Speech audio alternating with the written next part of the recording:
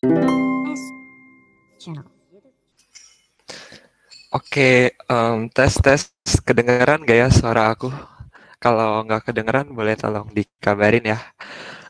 Oke, jadi selamat pagi semua. Perkenalkan nama aku Hansen dan aku bakalan bawain sesi ILM pada hari ini yang berjudul To What Extent Does an Educational Institute Define One's Intelligence? Oke. Nah, sebelum membahas ke dalam topik nih, aku mau nanya, eh ada gak sih dari teman-teman yang pernah dengar orang ngomong nih kayak, dia lulusan dari penabur satu loh, atau kayak, dia lulusan UI nih, pasti pinter banget, pasti gampang masuk sini, masuk situ, pasti gampang cari kerja, atau kalimat-kalimat yang serupa gitu. Pasti teman-teman nggak asing lagi lah ya sama kalimat-kalimat tersebut. Eh, sorry.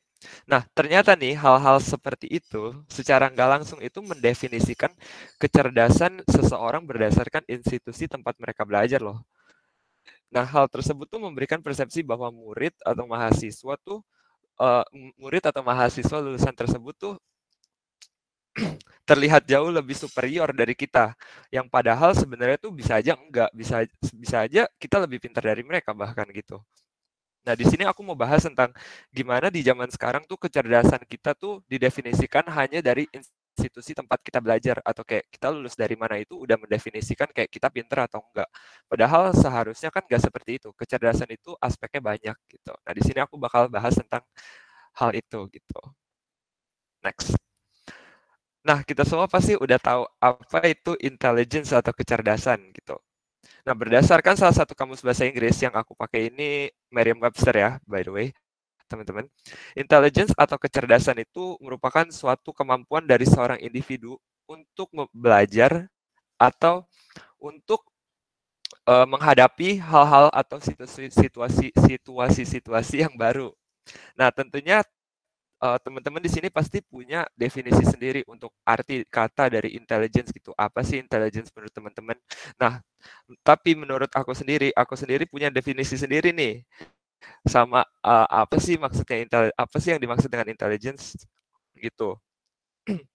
Intelligence menurut aku nih merupakan suatu kemampuan dari seorang individu untuk memiliki tidak hanya IQ yang tinggi tapi juga EQ dan problem solving skill yang baik gitu, teman-teman. Nah, di sini teman-teman pasti udah familiar banget nih sama yang kata-kata yang namanya IQ gitu. Apa sih IQ? Apa sih IQ gitu? Pasti teman-teman udah sering banget ketemu di psikotes atau kayak ada IQ test. Teman-teman pasti udah pernah ngambil gitu kan. Tapi teman-teman pernah nggak sih dengar sama terminologi yang namanya EQ gitu? Apa sih EQ? Atau apa sih bedanya EQ dan IQ?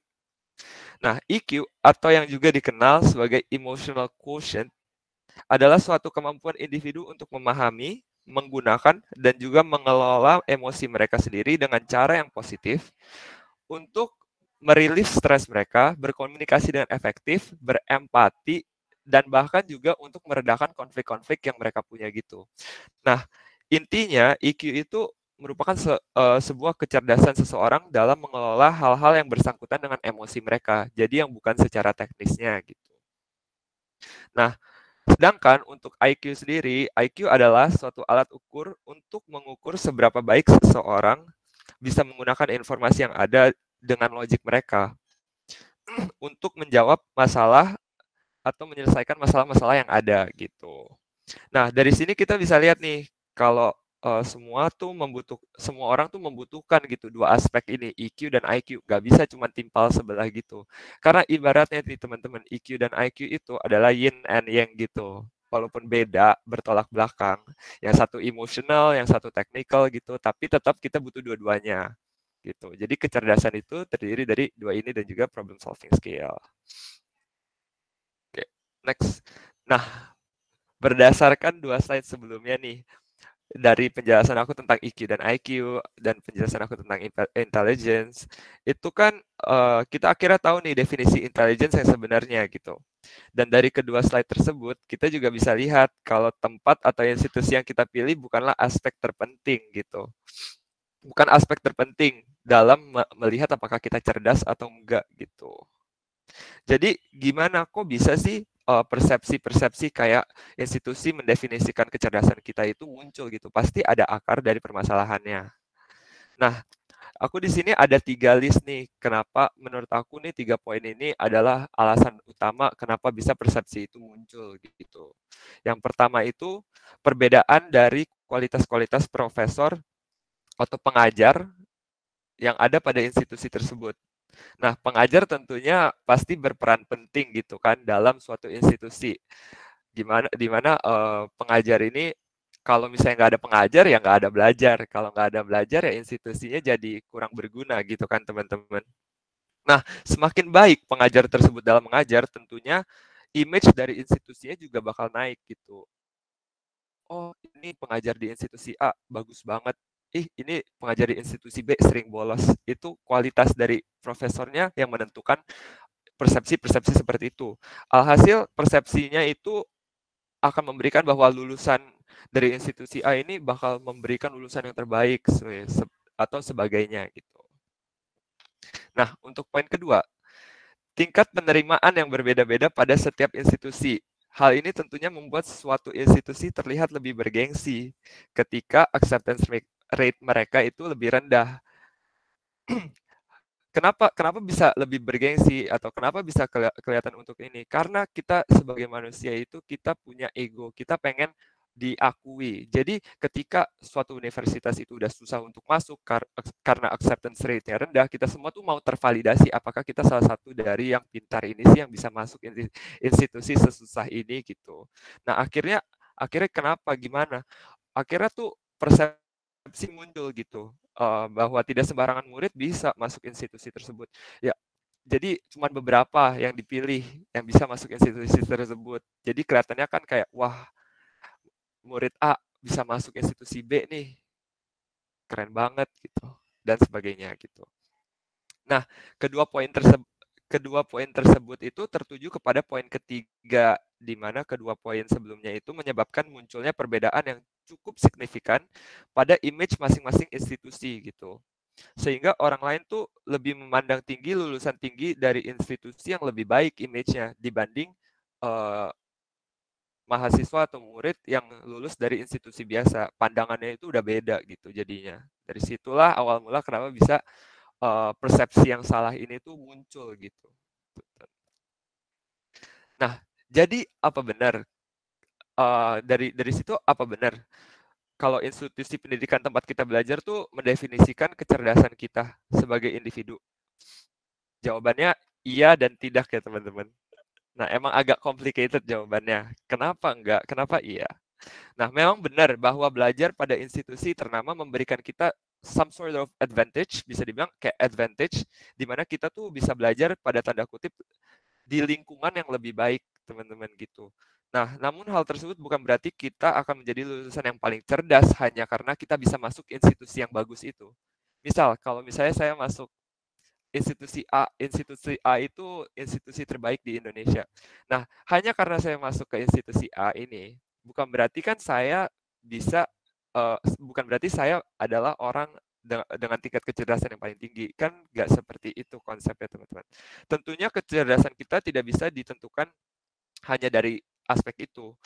Banyak aspek yang dapat mempengaruhi kecerdasan dari sesuatu individu gitu, teman-teman. Kayak yang tadi aku bilang, ada EQ, ada IQ, ada problem solving skill-nya juga, dan ada aspek-aspek lainnya gitu. Nah, di sini aku sekarang mau sharing tentang ini. Jadi aku ini udah lama nonton salah satu video dari Jubili. Nah, mungkin beberapa dari teman-teman udah pernah nih nonton video ini dari YouTube yang namanya Jubili ini. Atau mungkin teman-teman ada yang masih asing. Nah, buat teman-teman yang masih asing, YouTube Jubili ini adalah channel yang sering banget ngadain social experiment gitu, teman-teman, mengenai topik-topik yang hangat. Nah, pada slide ini saya akan membahas salah satu dari social experiment yang dilakukan oleh tim Jubili yang berjudul Strangers Rank Their Intelligence, IQ versus First Impression. Nah, kita mungkin nggak akan nonton videonya full ya sekarang, teman-teman, karena mungkin takutnya waktunya nggak cukup. Tapi kalau misalnya ada dari teman-teman yang tertarik untuk nonton, ini bagus banget, aku suka, aku rekomen. Eee, Teman-teman nanti aku bisa kasih link YouTube-nya, terus teman-teman tinggal nonton, gitu. Nah, jadi intinya untuk Vio ini, itu awalnya akan diundang tuh, ada diundang 6 orang yang berbeda dari background pendidikan yang berbeda-beda gitu.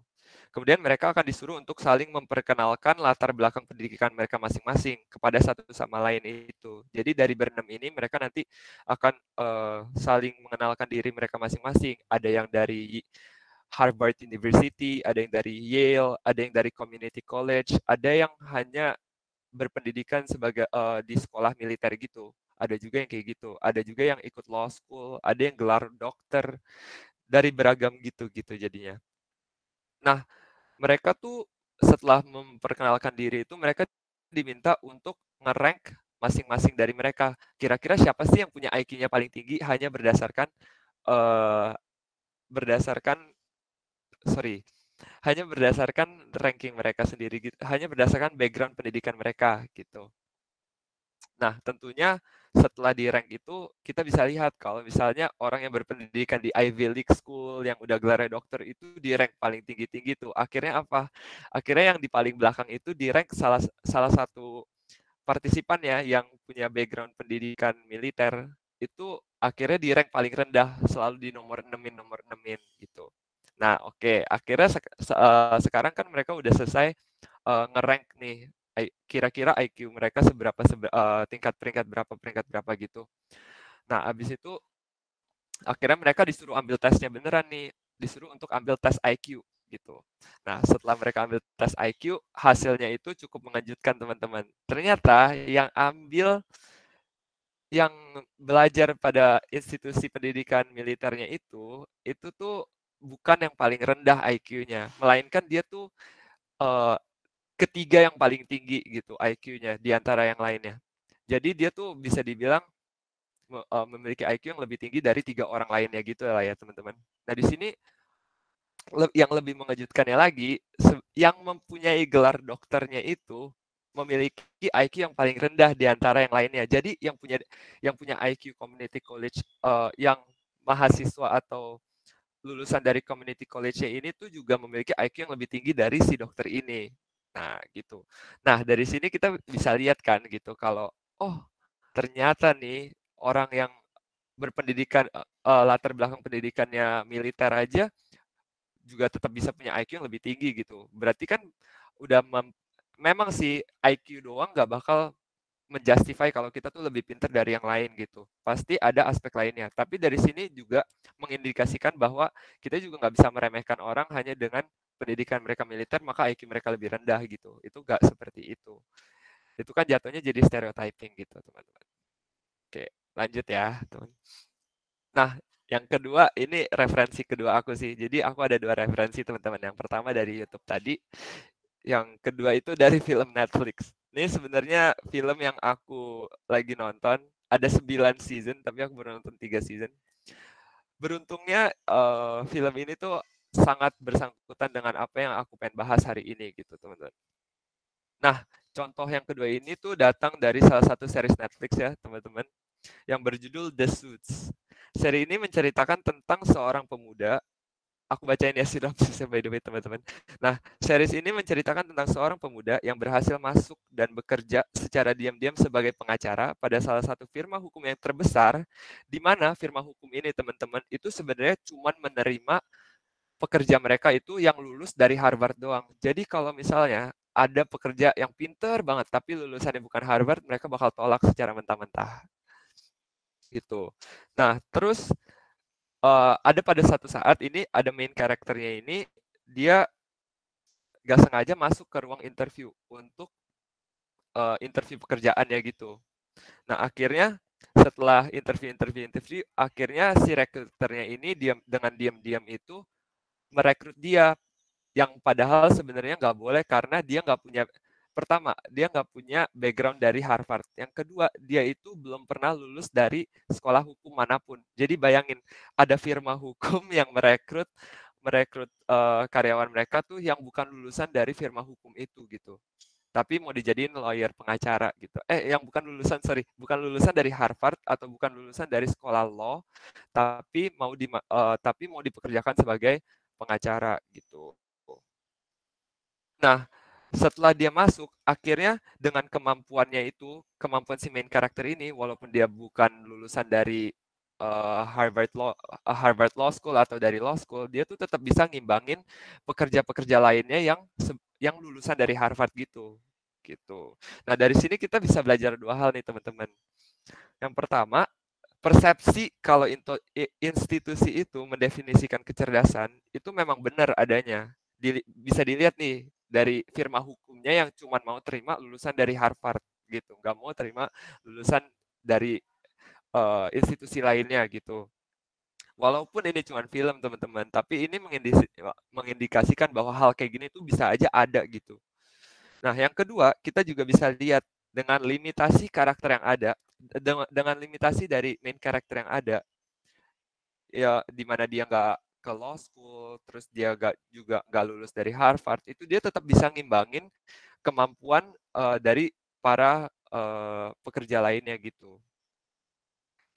Nah, tentunya di sini kita bisa belajar kalau misalnya institusi itu bukan segalanya ya, teman-teman. Gitu. Nah, to conclude the presentation, untuk mengkonklusikan presentasi hari ini, aku mau kasih konklusi aku sendiri nih pribadi tentang presentasi aku ini gitu. Jadi in conclusion, institusi edukasi memang merupakan sebuah faktor yang membantu kecerdasan seseorang individu. Namun hal tersebut tidak berarti institusi mendefinisikan kecerdasan seseorang. Karena sebagus apapun institusinya, kecerdasan kita kembali lagi kepada bagaimana kita dapat mendapatkan ilmu dari institusi tersebut dan menggunakannya secara maksimal gitu. Ya, next. Nah, untuk mengakhiri presentasi hari ini, aku mau ngakhirin pakai quote dari Salvador Dali, which is, "Intelligence without ambition is a bird without wings." Oke, akhirnya kita di penghujung dari presentasi. Thank you banget semuanya yang udah spend time waktunya buat dengerin. Maaf sebelumnya jika ada kesalahan dalam penggunaan kata-kata atau belibet kata-katanya atau terlalu cepat. Mohon dimaklumi ya teman-teman. Nah, sekian dari aku. Terima kasih. Ya, Hansen. Wah, thank you banget nih. Udah sharing bagus banget ya materinya. Hansen ini apa? Masih 3+1 sekarang atau tahun kemarin? Iya, masih 3+1 sekarang, Pak. Wah, gitu dong ya. 3+1 tahun sekarang berani ya. Jadi gunakan kesempatan ini untuk latihan gitu. Ya, pertama sebelum kita bahas tentang topiknya ya, saya memberikan masukan untuk terkait dengan topik. Film Suits itu saya udah nonton sampai 9 season ya, gitu. Jadi udah selesai saya. Nah, kalau kita nonton film, apa yang dilakukan seperti Hansen tuh hal yang paling bagus tuh. Jadi jangan cuman menikmati ceritanya saja ya. Kalau menikmati ceritanya saja itu kita udah dapat manfaat pertama, kita dapat manfaat untuk entertainment ya. Kita kan juga sebagai manusia butuh hiburan gitu. Karena mesin aja butuh di-maintenance apalagi manusia gitu ya. Jadi hiburan itu penting gitu ya. Jadi itu kita udah dapat manfaat pertama dari nonton film. Tapi jangan manfaatnya tuh cuma satu doang gitu loh.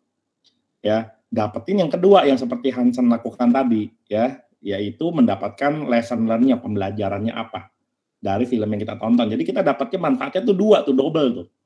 Ya, udah dapat hiburannya, dapat pembelajarannya gitu. Ya. Tapi jangan cuma dua. Ya, bisa sampai 3 loh. Ya. Nah, kalau sampai 3 itu apa? Biasa lesson learn itu ada 2 tahap. Ya, ini teori saya sendiri ya, teori saya sendiri karena saya itu memang penggila nonton, saya penggemar nonton, gitu ya, gitu. Bahkan melampaui kedemenan saya terhadap game, ya. Kalau dulu saya senangnya game, gitu. Walaupun gamenya juga nggak hilang ya. Kalau Walaupun main sebenarnya udah agak malas saya kalau main game gitu ya. Tapi kalau ada game konsol tuh saya tuh selalu punya soft spot gitu. Ya, jadi kalau nggak beli itu rasanya ada yang hilang gitu. Makanya thanks to Kevin kemarin ya yang dapat undian tapi nggak jadi diambil gitu ya. Akhirnya saya jadi punya PS5 gitu ya. Itu udah saya tunggu-tunggu gitu ya.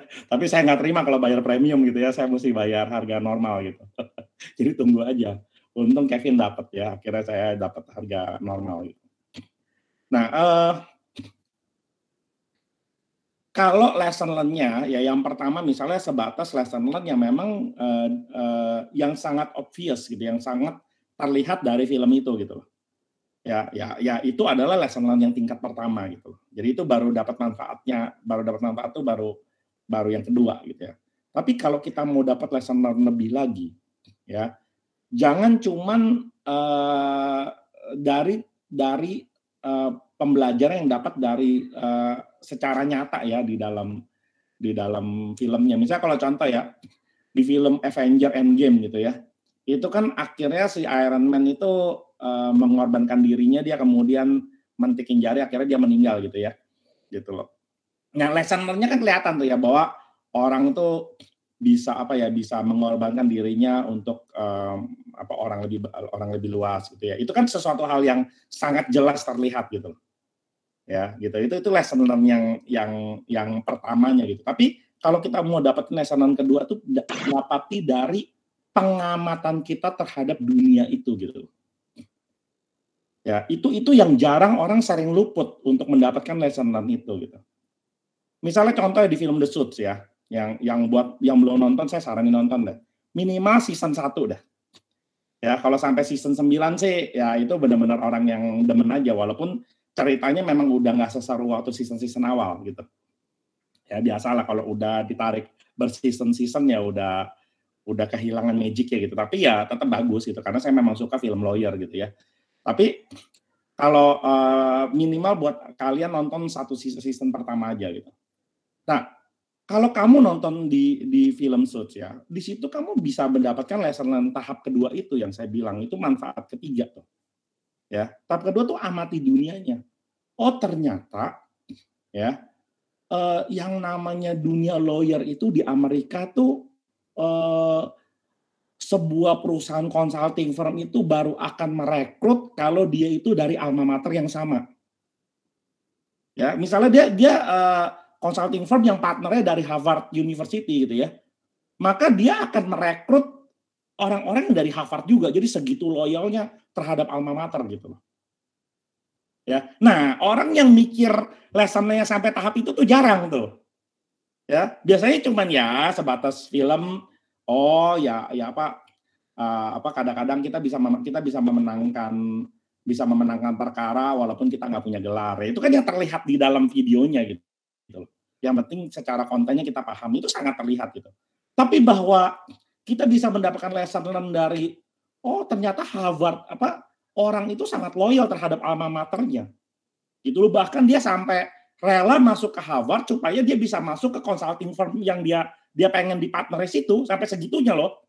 Jadi pilihan orang berkuliah itu udah bukan lagi nama besar dari Harvard-nya, tapi nama besar dari nanti dia lulus bakal menjadi partner di situ gitu loh. Akan join di consulting firm yang partnernya lulusan Harvard, sampai segitunya.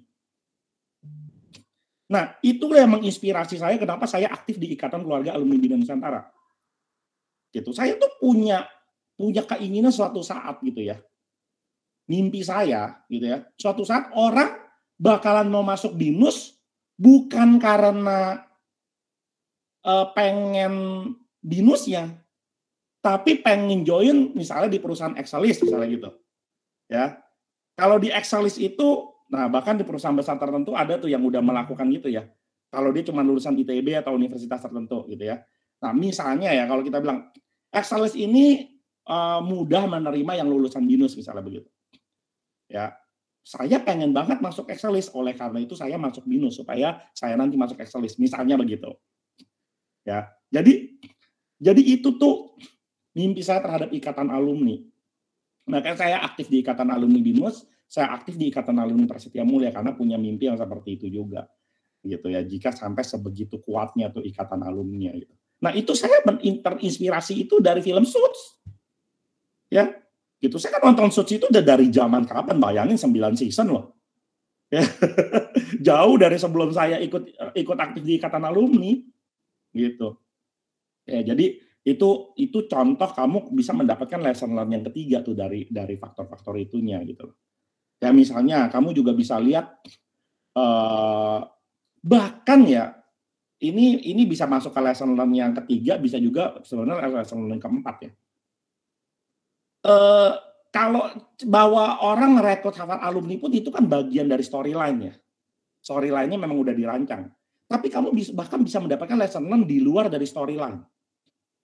Ya, lesson learn yang di luar storyline itu lesson learn dari pengamatan kamu terhadap syuting adegannya. Ya, contoh misalnya kalau kita lihat cara orang menamakan jalan di Amerika, itu papan namanya itu tidak ditaruh di depan jalanannya, tapi menyamping. Ya, gitu loh. Kalau misalnya kita ada sebuah gang nih, kalau di Indonesia sebuah gang, maka papan nama itu ditaruh di depan gangnya, lalu kemudian tulisan jalan gangnya itu tuh di depan gangnya. Sedangkan kalau di Amerika misalnya jalannya begini, maka papan namanya menyamping begini, gitu loh. Cara dia meletakkan papan namanya gitu. Ya, kalau pembelajaran seperti itu dapat dari mana? Dapat dari ngelihat scene-nya. Diomongin enggak, dan bahkan yang bikin film mungkin nggak memperhatikan hal itu gitu loh. Ya kan, tapi kita bisa lihat, kayak misalnya contoh ya, saya dulu terkaget-kaget sama film Devil's Wear Prada. Ya, yang main itu dulu siapa ya, Devil's Wear Prada itu, aduh saya lupa yang main siapa gitu ya. Nah, itu dia itu ceritanya seorang sekretaris yang bawa pesanan bosnya itu, bosnya Meryl Streep ya, gitu. Sekretarisnya siapa saya lupa, itu tokoh utamanya ya. Nah, dia itu bawa Starbucks gitu ya. Dia pesen gitu ya dari Starbucks untuk dibawa ke bosnya itu. Nah, kelihatan tuh Starbucks-nya gitu dalam film itunya. Nah, waktu dia lagi jalan, saya kok ngeliat, loh dia baru keluar di Starbucks ini, sebelah sono ada Starbucks juga. Loh itu beda banget sama di Indonesia. Kalau di Indonesia kan Starbucks-nya cuma ada di mall-mall. Ya, Anne Hathaway betul ya, Brostad. Ya, hebat juga nih Brostad. Ya, si sekretarisnya si Anne Hathaway ya. Nah, saya lihat di filmnya itu gitu ya, dia keluar di Starbucks kayak gini, tapi waktu dia jalan di ujung sebelah sana ada Starbucks juga. Lah saya tuh heran gitu loh. Loh kok di Indonesia Starbucks itu ada di mall-mall, tapi di sono setiap jalan, setiap blok aja bahkan ada Starbucks-nya masing-masing gitu. Ya, oh berarti di sono Starbucks itu kalau di Indonesia itu warung kopi yang biasa ada di pojok-pojok jalan gitu. Ya kan? Cuman di sono modelnya kayak begitu gitu loh. Oh, ternyata orang Amerika segitunya. Kalau dia mau nyari ke warung kopi, kita ke warung. Kalau dia ke Starbucks. Beda kalau kita ke Starbucks buat nongkrong. Kalau di sono ke Starbucks ya buat beli kopi. Maka Starbucks-nya juga kecil-kecil, nggak gede-gede di sono. Gitu. Jadi orang itu banyak sekali ke Starbucks itu jadi coffee to go. Nah, coffee to go kan baru sekarang lagi heboh sejak kopi kenangan kan. Ya kan? Sejak kopi kenangan sukses banget, orang kemudian benar-benar datang ke kopi kenangan cuma buat beli kopi langsung jalan lagi. Padahal konsep itu dilakukan Starbucks di Amerika. Di Indonesia bahkan Starbucks-nya tidak coffee to go. Gitu loh. Nah, ilmu itu dapat dari mana? Cuma dari ngelihat di adegannya. Emangnya si film Devil's Wear Prada itu lagi pengen ngajarin kita soal Starbucks? Kan enggak. Gitu ya. Tapi gara-gara kita nonton itu, kita merelatekan gitu ya. Gitu, kita akhirnya dapat pembelajaran yang lebih dalam lagi gitu loh. Ya. Nah, jadi saran saya kalau nonton film itu seperti itu. Akhirnya kamu, tapi gini ya, jangan pas lagi nonton. Ya kalau lagi nonton mikirnya panjang, nggak enak dong ya kan. Nanti yang pertamanya nggak dapat gitu loh. Ya pas lagi nonton udah nikmatin aja gitu. Tapi sesudah nonton diingat-ingat ya. Jadi kalau kayak sapi memamah biak lah, makanya berkali-kali. Gitu ya. Oke. Sekarang saya bahas soal EQ-nya ya. ya orang bahkan bilangnya di zaman sekarang gitu ya, dulu ya keberhasilan itu diukur dari IQ-nya. Orang dianggap yang makin pintar, ya pintar itu kan artinya logiknya encer, otaknya encer, buat matematika dia mudah, mengkali-kali dia cepat, ya kan. Kalau logika algoritmanya if dan else dia cepat tuh gitu ya. Nah itu berpengaruh ke dalam karir ya, pasti berpengaruh ya. Kalau kamu bodoh-bodoh amat, logiknya nggak jalan-jalan gitu ya, ya susah gitu ya. Jadi ya IQ berpengaruh gak ya, berpengaruh. Jadi nggak boleh juga bilang bahwa IQ nggak berpengaruh terhadap kesuksesan. Pasti berpengaruh. Dan orang-orang sukses ya pintar-pintar walaupun dia tidak jenius mungkin. Ya, kamu sebutlah orang-orang sukses di dunia ya seperti Bill Gates, Elon Musk gitu ya. Terus Steve Jobs gitu ya, minimal orang-orang pintar di bidang teknologi yang kita kenal. Ya, atau misalnya si Warren Buffett gitu ya. Itu orang-orang pintar semua ya, mereka nggak bodoh gitu loh. Walaupun kalau jenius mungkin Elon Musk yang jenius. Yang lain mungkin levelnya nggak sampai jenius gitu ya. Gitu. Tapi gini, IQ pintar itu memang tetap butuh ya, tapi bukan satu-satunya yang membuat berkontribusi terhadap kesuksesan. Ya, banyak sekali orang yang pintar tetapi akhirnya dia nggak sukses karena apa? Karena dia tidak bagus IQ-nya, gitu loh. Jadi dua-duanya itu memang dibutuhkan. Tapi gini, IQ itu given ya oleh Tuhan ya. Orang dari lahir memang udah dari sana IQ-nya begitu, ya udah nggak bisa diapa-apain lagi gitu loh. Tapi EQ itu bisa kita latih. Ya, EQ itu latihan. EQ itu bukan given. Sekarang misalnya begini, ya. Kita kalau dianugerahi Tuhan itu ada kepintaran, ya udah kita bersyukur. Berarti kita lumayan pintar kan gitu kan? Gitu ya kan? Tapi EQ kita rendah, ya kita cilaka. Gitu loh. Oke ya. Tapi anggapnya, lah tapi Pak gimana Pak kalau saya dari sononya juga udah agak dodol nih Pak. IQ saya agak tinggi. Lah justru karena yang IQ-nya nggak tinggi makin butuh IQ gitu loh. Ya, makin butuh IQ. Gitu. Karena udah tahu IQ-nya nggak tinggi. Lah yang IQ tinggi aja butuh IQ, apalagi yang IQ-nya nggak gitu tinggi. Semakin butuh IQ. Oleh karena itu IQ itu ya dibutuhkan oleh semua orang dan semua orang harus melatihnya gitu ya. Dan memang tadi udah dikasih definisi lengkap dari emotional quotient ya, dia itu kan definisi lengkap yang udah disampaikan oleh Hansen. Tapi kalau kalian mau mudah mengingatnya, sesederhana ini aja ya, ketika kalian menghadapi sebuah masalah ya yang men-trigger emosi kita ya, kita mampu mengendalikannya atau tidak. Sesederhana itu aja. Karena kan kita bicara soal kecerdasan. Ya. Cerdas itu artinya apa? Cerdas itu ya ibarat kayak persoalan nih. Ya, ada sebuah soal dan butuh jawaban gitu loh. Ya. Terhadap sebuah persoalan kita bisa menjawab enggak gitu. Ya. Nah, terhadap sebuah persoalan kehidupan yang terkait dengan emosi kita bisa menjawab enggak emosi apa yang tepat untuk dikeluarkan pada saat persoalan kehidupan itu muncul. Nah, gitu loh. Sesederhananya begitu. Ya. Gitu. Jadi misalnya kita kan punya emosi itu bisa ada emosi marah, ada emosi takut, ada emosi sedih, ada emosi senang, ya, ada emosi macam-macam. Gitu loh. Nah, ketika ada sebuah persoalan muncul, ya, bisa nggak kita mengendalikannya? Ya, kalau misalnya contoh film Dr. Strange sampai dia kemudian jadi kecelakaan, ya, gitu ya kan? Itu kan sebenarnya ada problem emosi sampai dia kemudian akhirnya jadi kecelakaan ya. Tapi Pak itu bagus dong Pak, akhirnya dia jadi Dr. Strange. Itu kan film. Lebih banyak yang nggak jadi Dr. Strange. Ya, jangan nanti itu jangan lesson-nya diambil kalau gitu kecelakaan aja biar jadi Dr. Strange, jangan. Ya. Jadi balik lagi ya, kita bisa mengendalikan ya. Kalau senang jangan terlalu senang sampai kemudian jadi kelupaan gitu loh. Ya. Terus kalau misalnya takut, jangan sampai terlalu takut sehingga akhirnya nggak bisa bergerak. Padahal misalnya waktu itu dibutuhkan untuk survive gitu. Ya, kalau marah jangan terlalu marah sampai kemudian akhirnya jadi kehilangan kendali, kehilangan emosi, kehilangan kontrol lah, gitu loh. Jadi hal-hal seperti itu.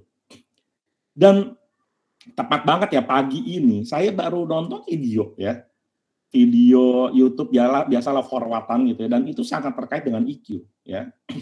Itu tentang Confucius ya, Konghucu ya.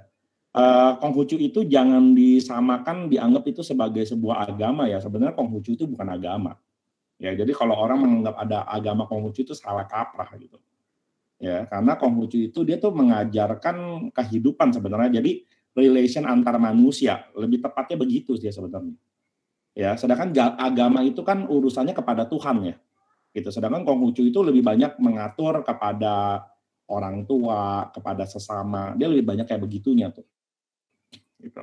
Jadi saya pikir Konghucu itu salah satu hal yang perlu kita juga pahami juga ya. Saya sendiri kan sebagai yang beragama Kristen gitu ya, nggak ada masalah buat saya untuk kemudian kalau melihat ada hal yang baik dari semua agama, bahkan bukan cuman apalagi Konghucu bukan agama gitu ya. Nah, jadi satu ketika si muridnya Konghucu namanya Yan Hui ya, dia itu lagi pergi ke pasar, lalu dia kemudian melihat ada seorang pembeli sama penjual itu lagi ribut gitu loh. Ya berantem gitu ya, karena si penjualnya bilang 3 kali 8 itu 23. Nah, terus si Yan Hui ngelihat ya, kemudian dia melihat perdebatan itu ya dia jadi ikut campur tangan lah gitu ya. Dia bilang gimana ada 3 kali 8 23, 3 kali 8-nya 24 gitu loh.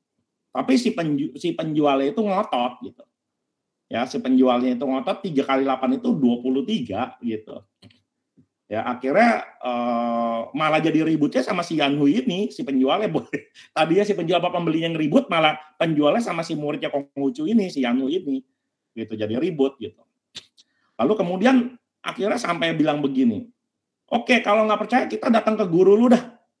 Kita buktikan siapa yang benar, 3 kali 8 23 atau 3 kali 8 24. Sampai segitunya. Ya. Dan bahkan sampai si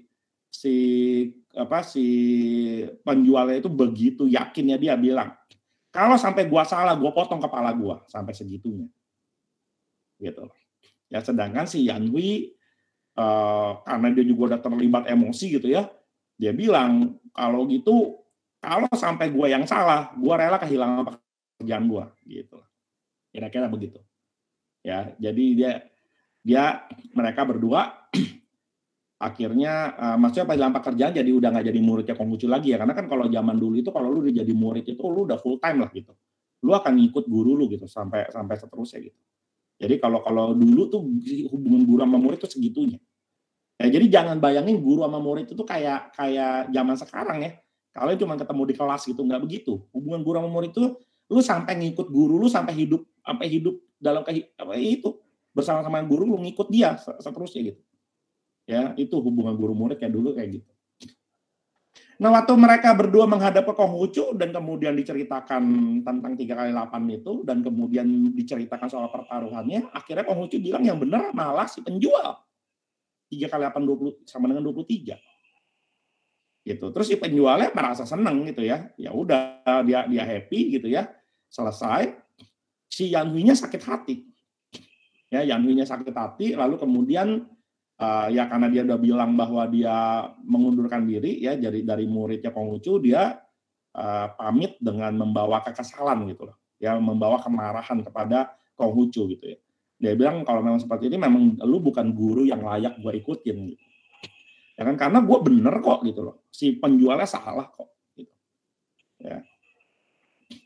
Nah, sebelum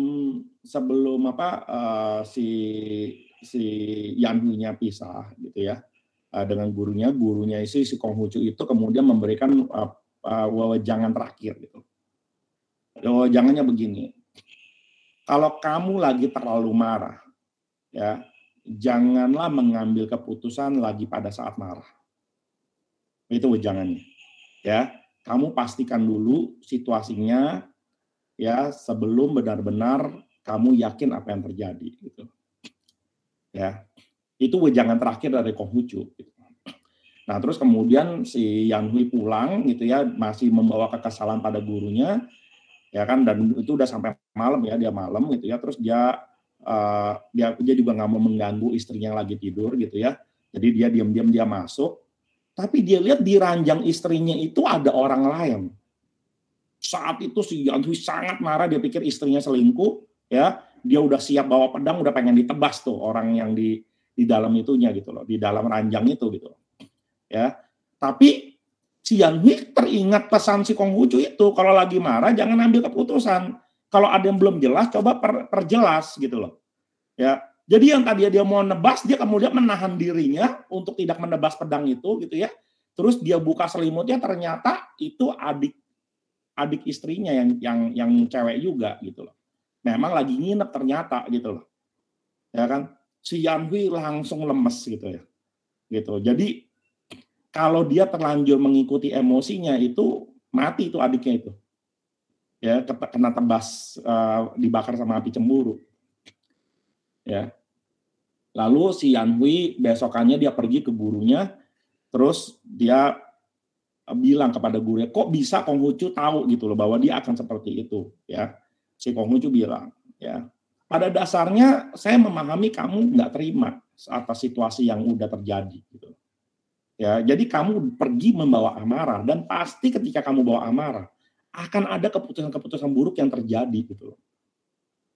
Ya, gitu loh. Ya saya nggak tahu persis marahnya itu bakalan terjadi seperti apa gitu ya, kejadiannya seperti apa. Yang saya tahu ketika kamu lagi marah itu akan membawa masalah yang besar gitu loh terjadi. Dan kebetulan case-nya adalah soal adiknya gitu ya. Bukannya artinya si Konghucu bisa memprediksi masa depan bahwa adiknya akan datang segala macam, bukan itu ya. Gitu. Tapi yang dia tahu itu apa? Yang dia tahu kalau lagi marah, lu jangan ambil keputusan yang besar gitu. Seperti itu. Ya. Dan si gurunya pun bilang, ya si Konghucu juga bilang, ya gue pilih 8x23, 8 dengan 23, bukannya gue nggak tahu itu mana yang benar mana yang salah. Ya kan, tetapi kalau gue ambil keputusan bahwa 8x2 kamu saya benarkan, orang itu hilang kepala. Gitu loh. Ya kan, sedangkan kamu cuma hilang pekerjaan istilahnya begitu loh, hilang sebagai murid gitu. Ini kan masalah mana yang lebih penting. Nyawa kan lebih penting.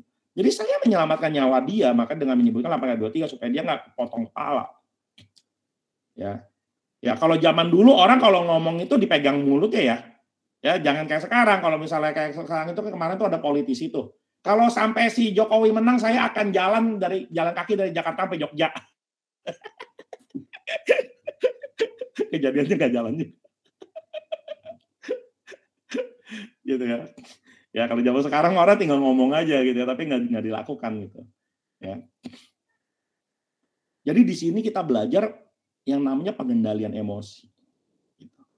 Ya kita belajar pengendalian emosi. Kalau lu lagi marah banget ya lu hati-hati gitu. Makanya saya juga selalu bilang ini ya. Apalagi keputusan hidup di dalam kita ya, kalau kita lagi bekerja, kita ini kan profesional, konsultan.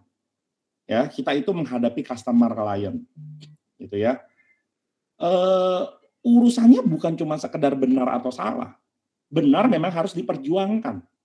Tapi caranya mesti selalu diingat. Ya, jangan karena kita merasa diri kita benar, ya. Lalu kemudian kita terbawa emosi kita. Lalu kemudian kita terus mengambil sebuah tindakan yang salah gitu loh. Ya, cara itu selalu penting.